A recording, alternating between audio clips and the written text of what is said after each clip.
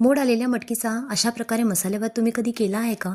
तर खूप छान लागतो हा भात.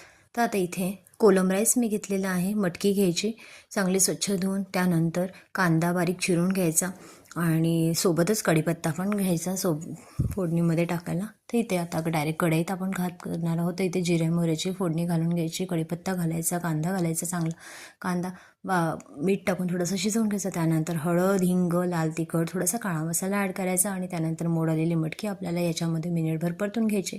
सोबतच आता आपण मीठ परतून झाल्यानंतर आता तांदूळ टाकून घेणार आहोत आणि तांदूळ जवळपास 5 मिनिटपर्यंत आपल्याला गॅसवर ठेवायचं आहे. मध्ये 1-2 दाणं जरा चमच्याने हलवून घ्यायचं आणि त्यानंतर एका साईडला गरम पाणी करायला ठेवायचं.